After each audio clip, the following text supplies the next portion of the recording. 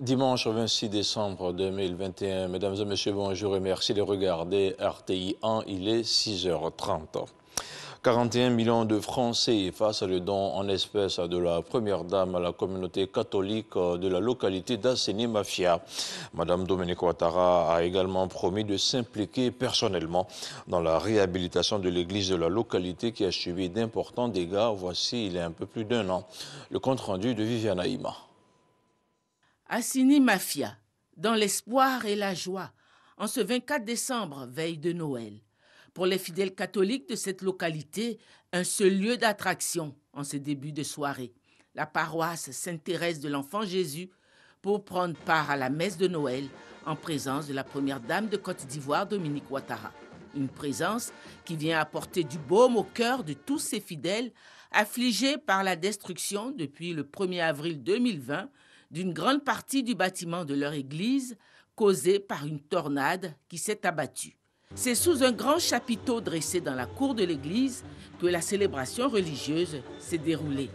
La commémoration de la naissance du Sauveur du monde annoncée par la Bible s'est faite dans la ferveur entretenue par des chants et des invocations à Dieu. Le prophète Isaïe annonce une grande joie fondée non pas sur une illusion, mais sur un fait réel. Il dit, « Le peuple qui marchait dans les ténèbres a vu s'élever une grande lumière. » Car Dieu intervient en ce moment précis dans son histoire en le libérant du joug de l'esclavage et du fardeau de ses propres péchés. Au cœur donc de cette bonne nouvelle que nous vivons ce soir, se trouve ce message. Cet enfant qui vient de naître est le prince de la paix. Frères et sœurs, dans un monde où l'homme exhibe à tout moment des armes de combat et de mort, dans un monde où la guerre plane sur des peuples entiers, au point que le pape François parle de l'avènement d'une troisième guerre mondiale, d'une guerre mondiale éclatée en plusieurs continents et en plusieurs pays, nous avons réellement besoin de ce prince de paix par excellence. Également, le dépôt d'un bouquet de roses à la grotte mariale et une prière pour dire merci à l'auguste mère du Sauveur, la Vierge Marie.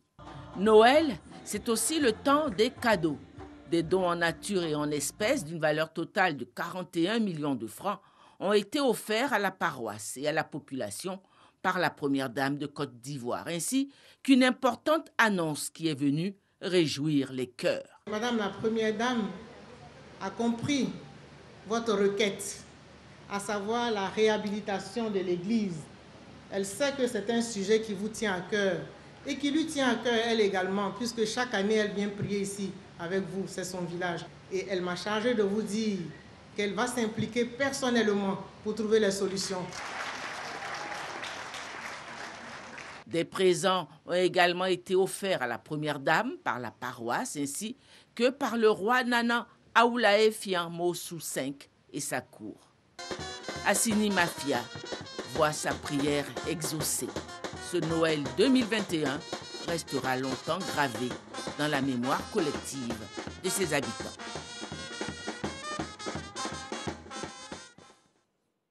Et pour célébrer la naissance de l'enfant Jésus, le chef du gouvernement était à la cathédrale Saint-Paul du Plateau. Patrick Hachi a pris part à la messe de Noël célébrée par le cardinal Coutois, archevêque d'Abidjan. On regarde ce reportage de Patricia Omouetia. Ce samedi matin, messe du jour de Noël dans la cathédrale Saint-Paul d'Abidjan. Monseigneur Jean-Pierre Cardinal Coutois, archevêque d'Abidjan, a livré un plaidoyer sur l'humilité, la paix et les personnes vulnérables. Plusieurs fidèles ont assisté à cette célébration, notamment le chef du gouvernement, le Premier ministre Patrick Hachi. Dans son homélie, l'archevêque d'Abidjan a invité les fidèles à redécouvrir les petites choses de la vie, appelant l'Église à être pauvre et fraternelle et en mettant en garde contre l'indifférence face à la pauvreté. Frères et sœurs, ce constat d'un monde fermé sur lui-même appelle nécessairement à s'ouvrir, à aller vers l'autre, à accepter la main tendue pour nous sauver. Oui, tant que notre humanité donnera à Dieu un droit de regard sur la gestion de ce monde, alors il continuera sans être pessimiste à aller avant nous. Une célébration sobre, soutenue par la chorale des anges, a laissé apparaître une forte émotion dans les yeux des fidèles au cours de cette messe du jour de la fête de Noël, jour de la naissance de Jésus. Hors de la Côte d'Ivoire, en Turquie, on a aussi célébré la messe du Noël. Les pèlerins ivoiriens ont aussi découvert de nombreux sites historiques dans un esprit de prière et de méditation. On en parle avec notre envoyé spécial, Danki Danki. C'est dans cette église d'Istanbul, baptisée Saint-Jean-Saint-Paul, construite en 1453, que les pèlerins ivoiriens ont célébré la messe de Noël. Leur présence en ce lieu est perçue comme une grâce. C'est un renouvellement de la bonté de Dieu d'abord dans ma vie, parce que le Seigneur m'a permis d'être sur cette terre afin de manifester encore de ses œuvres. Je n'avais jamais pu penser qu'un jour je ferais Noël dans ce pays qu'est la Turquie. Aujourd'hui, c'est vraiment une grâce pour moi que le pays m'offre de venir passer Noël dans un pays pratiquement musulman et qu'aujourd'hui la lumière même s'élève dans tout ce pays. Vraiment, c'est une grande joie pour moi.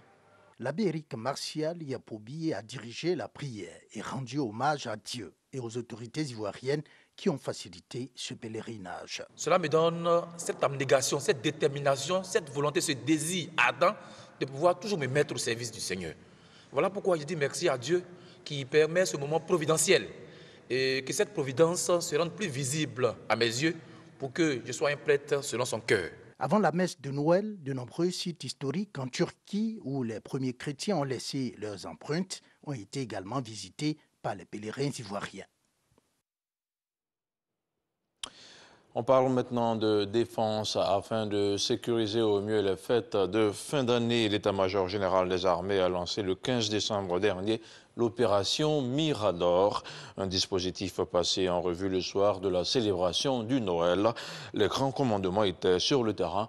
Ils ont appelé les hommes à la vigilance et à la discipline. Abou Sanogo. Salle synthèse du centre opérationnel interarmé à l'état-major général des armées. Point de situation de l'opération Mirador 2021. Opération de sécurité publique intérieure qui vise à sécuriser la période des fêtes de fin d'année. Le chef d'état-major général des armées, le général de corps d'armée Lassina Doumbia et l'ensemble des chefs des grands commandements s'assurent que toutes les dispositions ont été prises afin d'offrir aux populations des fêtes sécurisées et paisibles. Une présentation qui a été suivie d'une visite de terrain des grands commandements pour s'enquérir du bon fonctionnement du dispositif mis en œuvre au Centre de coordination des décisions opérationnelles, CCDO, pour une présentation du plan de sécurisation. Situation globalement calme sur le terrain, puis le cap est mis sur la radiodiffusion au plateau, à la paroisse Saint-Jean de Cocody et à la radiodiffusion télévision ivoirienne dans la commune de Cocody. Partout où ils sont passés, les grands commandements ont pu se rendre compte du bon fonctionnement du dispositif. Je peux déjà affirmer que la situation reste sous contrôle. Nous pensons que les fêtes pourront se dérouler dans une ambiance de sécurité. Je voudrais rassurer les populations ivoiriennes que toutes les dispositions sont prises pour qu'elles puissent vaquer tranquillement à leurs activités. Activités religieuses, activités festives ou tout ce qui est lié aux courses, lié aux événements à venir. L'opération met en première ligne les forces de première catégorie, à savoir la police et la gendarmerie. Quant aux militaires, ils assurent la veille aux frontières en plus d'appuyer les forces de sécurité. La menace terroriste aujourd'hui est prégnante. Cette menace se caractérise par son imprévisibilité. Dès lors, vous ne pouvez parler de sécurité à 100%, mais je peux rassurer les Ivoiriens sur la disponibilité des forces à leur apporter l'appui nécessaire en cas de besoin. Ce sont environ 17 000 hommes issus de la police, de la gendarmerie et des armées qui sont déployés sur une période de 23 jours, soit du 15 décembre 2021 au 6 janvier 2022. On parle maintenant d'éducation avec les élèves frondeurs qui exigeaient des congés anticipés qui sont en redressement. Au centre d'action civique de Bimbresso dans la commune de Songon, ils ont reçu la visite de la ministre de l'Éducation nationale et du ministre de la Promotion de la jeunesse. Des jeunes qui seront resocialisés dans le cadre d'une formation civique et citoyenne. Le compte-rendu de Godefroy Okambawa. Ils sont au nombre de 70, dont 3 filles. Des élèves présumés auteurs des violences enregistrées récemment dans les établissements scolaires dans certaines localités de la Côte d'Ivoire. Ici à Bimbresso, au sein du Centre civique d'action pour le développement, ces pensionnaires en vacances de resocialisation passent leur journée en formation civique et activités sportives.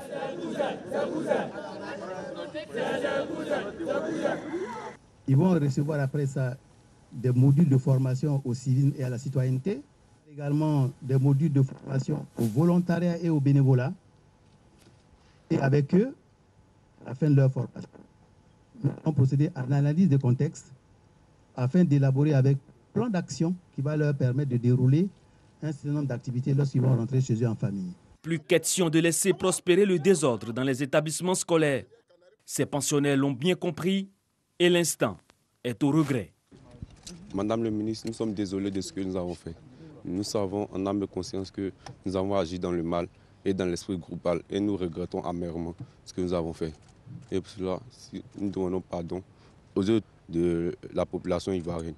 Dans un langage franc et ferme, les ministres Mariatou Kone et Mamadou Touré ont appelé à un changement de comportement et au respect du calendrier scolaire. Vous avez des encadreurs militaires qui vont leur inculquer la discipline, le respect de soi-même, le respect de son environnement, de ses parents, de l'autorité. Et puis il y aura aussi des psychologues qui vont les accompagner pour comprendre les causes profondes de leurs agissements. Qu'au sortir d'ici, nous puissions les réverser à l'éducation nationale pour nous en étant sûrs que ces enfants ont pu évoluer et ne retourneraient plus en arrière et puissent même éventuellement, s'ils sont encore retenus dans leur établissement, être des ambassadeurs auprès d'autres élèves. Je suis une maman indignée, je suis une maman écœurée, je suis une éducatrice qui ne comprend pas que des enfants se comportent de la sorte, défient l'autorité.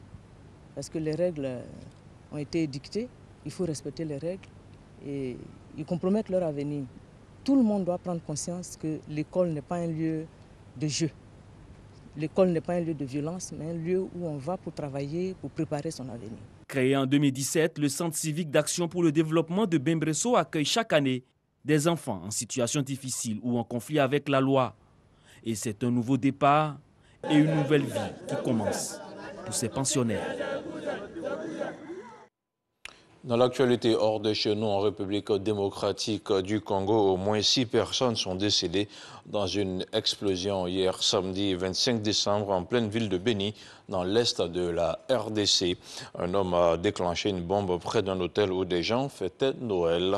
On compte de nombreux blessés, parmi eux des autorités de communes de Moulekera et de Rouwenzori. C'est la 3e attaque à la bombe à Béni depuis juin dernier. Rappelons que la province du Nord Kivu est en plein état de siège depuis le mois de mai. Et puis au Tchad, le Conseil national de transition va largement voter, sinon a largement voté depuis vendredi dernier en faveur des 2 projets de loi. Il prévoit l'amnistie générale pour les rebelles et opposants tchadiens, remettant à zéro le compteur d'une liste de plus de 200 opposants et membres de groupes armés rebelles. Notons que c'était l'une des exigences des opposants afin de s'asseoir à la table des discussions du dialogue national initié par le président Mahamat Idriss Déby. De son côté, la Ligue tchadienne des droits de l'homme parle d'une liste non assez inclusive. C'est tout pour ce 6h30. Merci de l'avoir suivi. On se retrouve ce soir à 23h.